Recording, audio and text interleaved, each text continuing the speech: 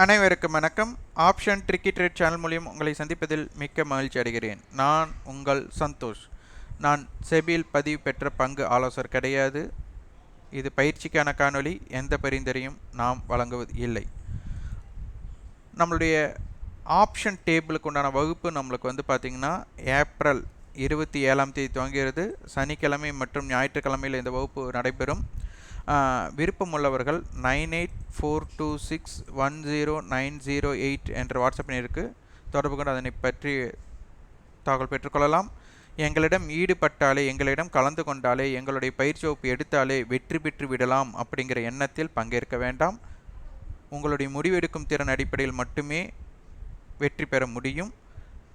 வெற்றியோ தோல்வியோ உங்களுடைய முடிவெடுக்கும் திறன், உங்களுடைய சூழ்நிலை, உங்களோட முதலீட்டு மேலாண்மையை பொறுத்து தான் இருக்குது. இங்கே சந்தையில் என்ன நடக்கிறது, ஆப்ஷன் வர்த்தகத்தை எப்படி பார்க்க வேண்டும் அப்படிங்கிற தகவலை மட்டும்தான் தர்றோம். அதனால் இதில் ப்ராக்டிஸ், எப்போவுமே பயிற்சி அப்படிங்கிறது முக்கியம். அது தொடர் பயிற்சியாக இருக்கணும், தொடர் ஆய்வாக இருக்கணும். ஆய்வு என்பது நம்ம எளிதாக விட்டுவிடக்கூடாது. ஆய்வு செய்வது ரொம்ப ரொம்ப முக்கியம். முன்கூட்டியே தொகை செலுத்துபவர்களுக்கு சந்தையை பற்றி புரிதலுக்காக என்னென்ன பார்க்க வேண்டும் என்று குறிப்புகள் நீங்கள் இணைந்த அன்றையிலிருந்தே வழங்கப்படும். விருப்பம் உள்ளவர்கள் அதனை பயன்படுத்தி கொள்ளுங்கள். காணொளிக்குள்ள போகலாம். இண்டெக்ஸ் வணிகம் அப்படிங்கிறது ரொம்ப ரொம்ப நிஃப்டி அண்ட் பேங்க் நிஃப்டி நிறைய பேர் பயன்படுத்துவது இண்டெக்ஸ் தான். ஆப்ஷன்ஸில் நிறைய பேர் பார்த்துட்டு இருப்பாங்க, ஸ்டாக்ஸ் கொஞ்சம் பேர் பண்ணுவாங்க. ஆனால் இண்டெக்ஸ் தான் நிறைய பேர் பயன்படுத்துவது. அப்போது இதில் பையர் மற்றும் செல்லர் ரெண்டு பேருமே ஈடுபடுறாங்க. அப்போ ரெண்டு பேருமே ஈடுபட்டாலும் செல்லர் அவங்களுடைய லாபத்தையோ அவங்க நட்டத்தையோ பதிவு பண்ணுற இடத்துல தான் பையர் இருந்தா. ஏன்னா பையர் அப்படிங்கிறவங்களுக்கு தான் பார்த்திங்கன்னா ரிஸ்க்கு குறைவு. அதாவது நம்மளுக்கு எவ்வளோ நட்டம் ஏற்படும் அப்படிங்கிறது அவங்களுக்கு முன்கூட்டியே தெரியும். ப்ராஃபிட் அப்படிங்கிறது அன்லிமிட்டெட். ஆனால் செல்லருக்கு பார்த்திங்கன்னா அவங்களுடைய ப்ராஃபிட், அவங்களோட லாபம் வரையறுக்கப்பட்டது. இதுதான் எனக்கு அப்படின்னு வரையறுக்கப்பட்டது. ஆனால் நட்டம் அப்படிங்கிறது வரையறுக்கப்படாதது, அன்லிமிட்டெட் அப்படின்னு சொல்லுவாங்க. அப்போது வரையறுக்கப்படாது. அப்போது லாபம் குறைவு, நட்டம் அதிகம். செல்லரை பொறுத்தவரை, பையரை பொறுத்தவரை நட்டம் குறைவு, லாபம் அதிகம். அப்போது இதை எப்படி பயன்படுத்துவது அப்படிங்கிறது தான் நிறைய பேர்த்துக்கு தெரியல. அதுக்கு தான் நம்ம பிச் ரிப்போர்ட் அப்படின்னு சொல்கிற மாதிரி நம்மளுக்கு இன்றைக்கி வாய்ப்பு இருக்கா அப்படிங்கிறதை பார்த்து செய்யணும் அப்படிங்கிறத நம்ம அதிகமாக முன்கூட்டியே நம்ம சொல்லிட்டு இருக்கிறோம். இன்றைக்கி பார்த்திங்கன்னா சந்தை 200 புள்ளிகள் நம்மளுக்கு வீழ்ச்சி அப்படின்னாலும் புட் ஆப்ஷனை வியாபாரம் பண்ணவங்களுக்கு பெரிய லாபம் கிடைத்திருக்குமா அப்படின்னா அது ஒரு கேள்விக்குறியாக தான் இருந்திருக்கும். ஏன்னா அதை அனுபவித்தவங்களுக்கு மட்டும்தான் தெரியும். ஒரு 234 புள்ளிகள் ஒரு இறக்கம் அணைஞ்சிருக்கு. அப்போ இந்த இடத்துல பாருங்கள், நிஃப்டியை பொறுத்தவரை இந்த மணி புட் ஆப்ஷன் 22,670க்கு தான் நம்மளுக்கு ஆரம்பமாயிருக்கு. அதனால் 22,700 புட் கால். இது நம்மளுக்கு கால் ஐடிஎம்லேருந்து ஓடிஎம் ஆயிருக்கு. புட் ஆப்ஷன் ஓடிஎம்லேருந்து ஐடிஎம் ஆயிருக்கு. இந்த இடத்துல பாருங்கள், 22,700 புட் ஆப்ஷன் நம்மளுக்கு நேற்றைய தினம் 102 ரூபாய் இருந்திருக்காங்க. இன்றைக்கி நம்மளுக்கு 194 ரூபாய்க்கு முடிஞ்சிருக்கிறாங்க. எவ்வளவு அப்படின்னா 90 புள்ளிகள் அவங்க ஏற்றம் அடைஞ்சிருக்காங்க. 90 புள்ளிகள் தான் அவங்களுடைய ஏற்றம். அப்படின்னா இந்த இடத்துல பாருங்கள், நிஃப்டி 234 புள்ளிகள் வீழ்ச்சிக்கு இவங்க 90 புள்ளிகள். அப்போ இந்த இடத்துல என்ன தெரியுது, இதை 234ல் 2ஆல் வகுத்துக்காங்க. அப்போ என்ன அர்த்தம், நம்மளுக்கு 117 புள்ளிகள். அப்போது இந்த இடத்துல என்னென்னா நிஃப்டி 1 ரூபாய் வீழ்ச்சி அடைந்தால் இவங்களுடைய ஏற்றம் 50 காசும் கூட இல்லை அப்படிங்கிறது இந்த பொருள். ஏன்னா நம்மளுக்கு 90 ரூபாய் ஏற்றமாக இருக்குது. 117 ரூபாய் ஏற்றம் வந்தால் தான் 1 ரூபாய்க்கு 50 பைசா ரியாக்ஷன் அப்படின்னு சொல்லலாம். அப்போ இந்த மணி ஆப்ஷனுக்கே இதுதான் அப்படின்னா ஓடிஎம் ஆப்ஷனுக்கு அப்போ 22,500 புட்டை பாருங்கள். 22,500 புட்டு பார்த்திங்கன்னா 43 ரூபாய் ஏற்றத்தில் முடிஞ்சிருக்கிறாங்க. நேற்றைய முடிவுற்ற விலை 46 ரூபாய், இன்றைக்கி 89 ரூபாய் க்ளோஸ் ஆகிருக்காங்க. அப்போது இவங்க 234 புள்ளிகள் வீழ்ச்சிக்கு இவங்க எவ்வளோ, 43 ரூபாய் ஏற்றம். அப்போ இங்கே யோசிச்சு பாருங்கள், 234 40 அப்போ ரூபாய் வீழ்ச்சிக்கு இவங்க வந்து 0.20 அப்படின்னு கூட சொல்ல முடியாது, அந்த அளவுக்கு தான். அதற்கு கீழே தான் நம்மளுக்கு ஏற்றம் இருந்திருக்கு. அப்போ ரூபாயோட தாக்கத்திற்கு 20 பைசா தான் ஏற்றம். இதை தான் நம்மளுக்கு ஆப்ஷன் கிரீக்ஸ் அப்படின்னு சொல்லிட்டு டெல்டா காமா அப்படின்னு நிறைய பிரித்து உங்களுக்கு கணக்கீடு சொல்கிறாங்க. அப்போ அந்த கணக்கீடெல்லாம் இதில் இருக்குது அப்படிங்கிறத புரிந்து கொள்ளணும். அப்போ இதெல்லாம் எங்கே தெரிஞ்சுக்கலாம்னா ஆப்ஷன் செயினில் தான் நம்ம தெரிஞ்சுக்க முடியும். அதற்காகத்தான் ஆப்ஷன் செயினை வந்து பகுத்தாய்வு செய்யணும்னு சொல்கிறோம். நிறைய பேர் பகுத்தாய்வு செய்வதே கிடையாது. இது ரொம்ப ரொம்ப முக்கியமான ஒன்று. அதே போல் ஃபியூச்சர்ஸை நம்மளுக்கு மந்த்லி ஃபியூச்சர் மற்றும் வீக்லி ஃபியூச்சர் இருக்குது அப்படின்னு நம்ம சொல்லியிருக்கிறோம். இப்போ இங்கே பாருங்கள், நேற்றைய ப்ரீவியஸ் க்ளோஸ் 22,819, இன்றைய ஆரம்பம் 22,738. அப்போ நம்மளுக்கு 60-70 புள்ளிகள் நம்மளுக்கு எதிர்மறை ஆரம்பம் அப்படின்னு சொல்லுவாங்க, நெகட்டிவ் ஓப்பனு. அப்போ இவங்க வந்துட்டு ப்ரீவியஸ் க்ளோஸ் அடையவில்லை. அப்போ ப்ரீவியஸ் க்ளோஸே அடையலைன்னா இப்போ பார்த்தீங்கன்னா 22,812 நம்மளுக்கு 22,738. அப்போ இதில் வந்து ஒரு 62 புள்ளிகள் எதற்கு 22,800க்கு. அப்போது நம்மளுக்கு எவ்வளவு பயணம் 62 + 12, அப்போது நம்மளுக்கு 74 புள்ளிகள். அப்போ 74 புள்ளிகளில் மையம் அப்படின்னு எடுத்துக்கிட்டால் 37 புள்ளிகள். அப்போ 22,738 37 புள்ளிகளுக்கு 40ன்னு எடுத்துட்டால் 22,740 புள்ளிகள்னால் 78. இந்த பக்கம் 22,812 இது வந்து ப்ரீவியஸ் க்ளோஸ், இது வந்து ஓப்பன், இது வந்து இந்த ஓப்பனுக்கும் ப்ரீவியஸ் க்ளோஸுக்கும் உண்டான மத்தி. அப்போது நெகட்டிவ் ஓப்பன் ஆனவங்க அதில் ப்ரீவியஸ் க்ளோஸுக்கும் ஓப்பனுக்கும் இருக்கிற நடுப்புள்ளி வரையும் கூட அடையலை அப்படின்னா அப்போது ரேஞ்ச் என்னவாக இருக்கிறதுக்கு வாய்ப்பு இருக்கும்? அப்போ கண்டிப்பாக ப்ரீவியஸ் க்ளோஸுக்கு கீழே மட்டும்தான் இருக்கிறதுக்கு வாய்ப்பாக இருக்கும். அப்போ இதனை கடந்து நின்றால் என்ன, இதற்கு வீழ்ச்சியாக இருந்தால் என்ன அப்படிங்கிறத நம்மளுடைய தன்மையாக மாற்றுறோம். அப்போ நம்மளுக்கு 22,738க்கு ஆரம்பம் 22,737ன்னா நம்மளுக்கு ஒரு 30 புள்ளிகள் தான் நம்மளுக்கு ஓப்பனுக்கு மேலே இருந்திருக்கு. அப்போ லாஜிக்காக நம்மளுக்கு என்ன தெரியும், ரேஞ்ச் வந்து ஓப்பன் ஹை லோ.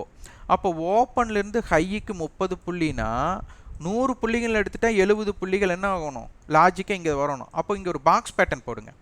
அப்போ 22,738 ஓப்பன் 22,738 அதே 30 புள்ளிகள் இங்கே கழிச்சிட்டா, அதாவது 67 30 புள்ளி. அப்போ இங்கே போனால் 22,707 22,707. அப்போ இது ஒரு பாக்ஸ் பேட்டர்ன். அப்போது இதற்கு கீழே வணிகம் நடைபெற்றால் என்ன நடைபெறுகிறது அப்படிங்கிற அளவுக்கு நம்ம பிரித்து பார்க்க தெரிய வேண்டும். இது வந்து மத்திப்புள்ளி, ஓப்பனுங்கிறது மத்திப்புள்ளி. அப்போ இதிலிருந்து ஒரு 30, இதிலிருந்து 30. அப்போ இந்த இடத்துல நீங்கள் லாஜிக்கலாக யோசிச்சா தெரியும், இந்த இடத்துல இந்த மாதிரி இருக்கிற சூழ்நிலையில் இதனை கடக்காத வரை 22,768 கடக்காத வரை 22,738க்கு மேலே இல்லைன்னா இதை கடப்பதற்குண்டான வாய்ப்பே இல்லை. அப்போது இதற்கு ரெண்டுக்குமே கீழே இருக்கிற வரை இதனை கடக்காத வரை நம்ம என்னென்ன முடிவெடுக்கலாம் அப்படின்னு நீங்கள் வந்துட்டு ஒரு ஆய்வுகள் செய்யணும்.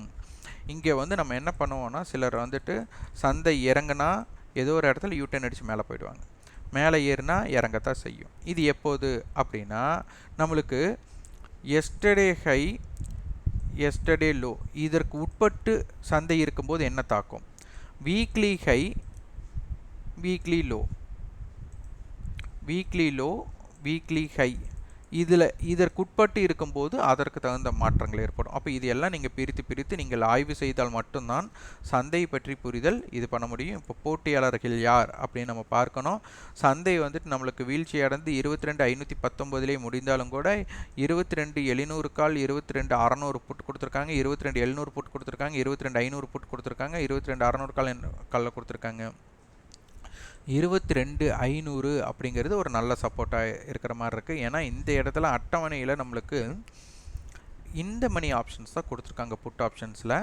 இதில் என்ன வேணாலும் நடக்கலாம், இது ப்ராபபிலிட்டி ஆஃப் சான்சஸ். நம்ம வந்து எப்போவுமே சந்தையை நம்பக்கூடாது. இருந்த பொழுதும் நம்மளுக்கு ஓடிஎம் ஆப்ஷன்ஸ் அதிகமாக வர்த்தகம் நடைபெறலை அப்படிங்கும்போது இந்த வீழ்ச்சி வந்துட்டு நாளைக்கு ஒரு பெரிய கேப் டவுனாக இருக்குமா அப்படிங்கிறது ஒரு கேள்விக்குறி தான்.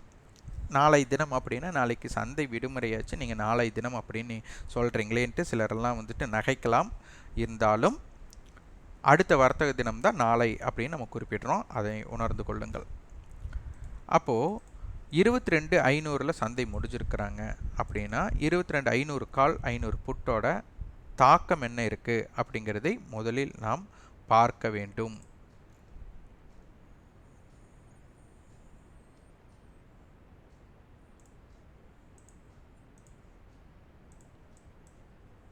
இருபத்தி 22,500 புட் ஆப்ஷன் க்ளோசிங் வந்து 89 ரூபா கொடுத்துருக்காங்க. அப்போ 22,411. 22,500 கால் 157 ரூபா கொடுத்துருக்காங்க. 22,657. இது வந்து க்ளோசிங் அடிப்பில். ஹை அப்படின்னு எடுத்தால் 22,500 புட்டு 98 ரூபா கொடுத்துருக்குறாங்க. அப்போ 402. இந்த பக்கம் வந்து 22,500 + 270. 22,776 அப்படிங்கிற இடம். அப்போ இதற்குள்ளே இருக்கிறவரை எப்படி இருக்காங்க அப்படிங்கிறதை பார்த்து கொள்ளுங்கள். ஆப்ஷன் செயினில் இம்ப்ளைடு வாலட்டிலிட்டி பார்க்கணும். இந்த இம்ப்ளைடு வாலட்டிலிட்டி ரொம்ப மந்தமான நிலையில் தான் இருக்குது. இந்த மந்தமான நிலை இருக்கும்போது என்ன ஆகும்னா, நம்ம நினைக்கிறது நடந்தாலும் கூட நம்மளுக்கு கிடைக்கக்கூடிய ஆப்ஷன் கிரீக்ஸ் அப்படிங்கிறது குறைவாகத்தான் இருக்க போகுது. இதில் நீங்கள் ஒரு முடிவெடுத்து பண்ணுறீங்க அப்படின்னா இதில் வெற்றி வாய்ப்பு அப்படிங்கிறது ரொம்ப பொறுமையாக உட்கார வேண்டிய சூழ்நிலை ஏற்படும். ஸ்டாப் லாஸ் ஹிட் ஆகிறதுக்கு வாய்ப்பு அதிகம். டார்கெட் கிடைச்சாலும் குறைவாகத்தான் கிடைக்கும். அந்த டார்கெட் கிடைக்கிறதுக்குள்ள அந்த பொறுமையை இழக்கக்கூடிய சூழ்நிலை ஏற்படும். இப்போ இந்த இடத்துல பாருங்கள், 100 புள்ளிகளுக்கு நம்ம 220 புள்ளி பார்த்தோம். 22,500 to 22,600 100 புள்ளிகள். இங்கே பாருங்கள், இவங்க 158 இருக்கிறாங்க, இவங்க வந்துட்டு 135 இருக்கிறாங்க. அப்போ 13 293 100 புள்ளிகளை கழிச்சிட்டா 193. இங்கே பாருங்கள் 103, இது வந்துட்டு 89, 192. அப்போது இந்த கணக்கீடு சரியாக இருக்கா? அடுத்தது பாருங்கள், இது ஒப்பீடு பண்ணி பாருங்கள். 22,500 கால் 500 புட்டை பார்க்கும்போது 500 காலோட விலை தான் அதிகமாக இருக்குது. அப்போ என்ன பண்ணணும்?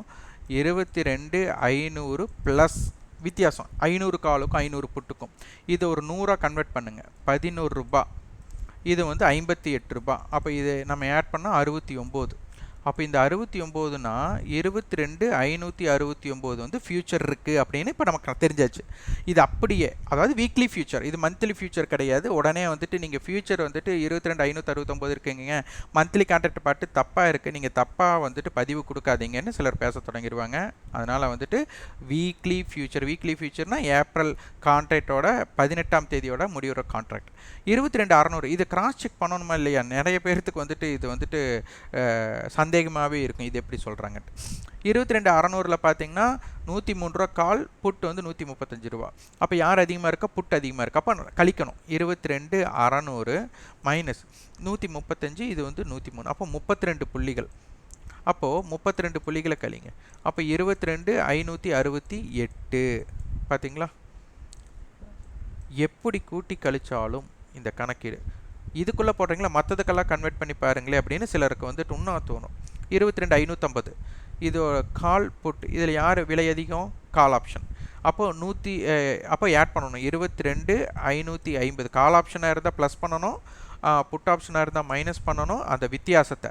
அப்போ 128 118 புள்ளிகள். அப்போ அந்த 18 புள்ளிகள் ஆட் பண்ணுங்கள். 22,568. இதுக்குள்ளே போடுறீங்க, மற்றதில் மாறுமே அப்படின்னு சிலருக்கு தோணலாம், அதையும் போட்டுடலாம். 22,400 இதில் பார்த்தீங்கன்னா கால் ஆப்ஷன் 224 ரூபா, புட் ஆப்ஷன் வந்து 56 ரூபா. அப்போது 224ல் இருந்து இந்த 56 ரூபாயை நம்ம கழிக்க வேண்டும், ஏன்னா வித்தியாசத்துக்காக. அப்போ 14 6 போச்சுன்னா நம்மளுக்கு 8, 11 5 போச்சுன்னா நம்மளுக்கு 6, 168 புள்ளிகள். அப்போது 22,400 ப்ளஸ் 168. அப்போ எவ்வளோ வருது? 22,568. உடனே இன்னும் டவுட் வரலாம், ஏன்னா நம்ம நிறைய பேர் சந்தேகத்துக்கே இருந்தவங்களாக இருப்போம். அதில் 22,700 நம்ம தேர்ந்தெடுக்கலாம். அப்போ 62,193. இதில் யார் அதிகம்னா புட் ஆப்ஷன். அப்போ புட் ஆப்ஷன்னா நம்ம என்ன பண்ணணும்? 22,700லேருந்து கழிக்கணும் 193க்கும் 62க்கும். அப்போ இதில் 93 100க்கு ரவுண்ட் ஆஃப் பண்ணால் இதில் வந்து 38 புள்ளிகள். அப்போ இதை ஆட் பண்ணோன்னா 11 10 131 புள்ளிகள். அப்போ இந்த 131 புள்ளிகளை கழிச்சிட்டோம்னா 22,569. அப்போது எவ்வளவு தூரம் இந்த ஆப்ஷன் செயினுக்குள் இந்த கணக்கீடு இருக்குன்னு பார்த்துக்கோங்க. இந்த டைம் வேல்யூவை 0 இந்த ரெண்டுக்கு நம்ம பண்ணோம் 22,500 டு இது பண்ணும்போது இப்போ 190 புள்ளிகள் வந்துச்சா, இந்த 190 புள்ளிகளை இந்த கான்ட்ராக்ட் முடியறதுக்குள்ளே இந்த 100 புள்ளிகள் நல்லா புரிஞ்சுக்கோங்க. இந்த 100 புள்ளினா இந்த 22,500லேருந்து 600 கிடையாது. ஸ்பாட் எங்கே இருக்கும் அதற்குள்ள வித்தியாசத்தில் எடுக்கிற 100 புள்ளிகள் இந்த மாதிரி தான் விலையில் இருக்கும் அப்படிங்கிற லாஜிக்கை கையில் எடுத்து இந்த 190 புள்ளிகள் தான் அவங்களும் இருப்பாங்க, அது 0வாக பண்ணுறது தான் இதோட கான்செப்ட். அப்போ இதை புரிந்து இதை நீங்கள் உள்ளே கொண்டு வந்தீங்கன்னா இருக்கும். இன்றைக்கி சந்தை இறங்கியிருந்தாலும் புட் ஆப்ஷனை வியாபாரம் பண்ணவங்களுக்கு ப்ராஃபிட் தான் இருந்தாலும் பெரிதாக முயற்சி பண்ணாமல் இருக்கிறதே புத்திசாலித்தனமாக இருந்திருக்கும். லாபம் கிடைக்கிறது என்ன புத்திசாலித்தனம் இல்லை அப்படின்னு நீங்கள் நினைக்கலாம். இந்த மாதிரி இம்பீரியல் வாலிட்டி இருக்கும்போது நம்ம முயற்சி பண்ணாமல் இருக்கிறதே நம்ம முதலீடை காப்பாற்றுற மாதிரி, அதாவது ட்ரேடே பண்ணாமல் நம்ம கேபிட்டலை சேஃபாக வச்சுக்கிறதே இதில் புத்திசாலித்தனம் அப்படின்னு நம்ம சொல்கிறது தான். வியாபாரம் பண்ணி திறமையை பயன்படுத்தி லாபம் எடுப்பவர்கள் எடுக்கலாம். ஆனால் சிலர் அவங்களோட மன கட்டுப்பாடை இழந்திருந்தாங்க அப்படின்னா இன்றைக்கி கால் ஆப்ஷனை இறங்க வாங்கியிருந்தால் அவங்களுடைய ப்ரீமியம் நட்டம் மிக அதிகமாக இருந்திருக்கும். புட் ஆப்ஷனை வாங்கினவங்களுக்கு கூட பிரச்சனை இல்லை. ஆனால் கால் ஆப்ஷனை இறங்க ஆவரேஜ் பண்ணவங்களோட நிலை மிகவும் கவலைக்கிடமாக இருக்கும். அதனால் இதனை புரிந்து கொண்டு வியாபாரம் செய்ய முற்படுங்கள்.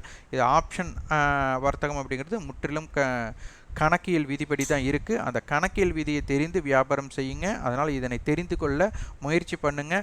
வரைபடம் அப்படிங்கிறது ஒரு புள்ளியியல் தான். நம்மளுக்கு எளிதாக ஒரு விஷயத்தை தெரிஞ்சுக்கிறதுக்காக, ஆனால் எளிதாக தெரிஞ்சுக்கணும் அந்த விஷயம் என்னன்றே தெரியாமல் அந்த எளிமையை புரிந்து கொள்வதை மட்டும் வைத்துக்கொண்டு நம்ம இன்னும் முடிவெடுக்க முடியாது. அதனால் வரைபடத்திற்கு முன்னாடி ஆப்ஷன் செயின் எப்படி வடிவமைச்சிருக்காங்க அப்படிங்கிறத ஆய்வு செய்து தெரிந்து கொள்ளுங்கள்.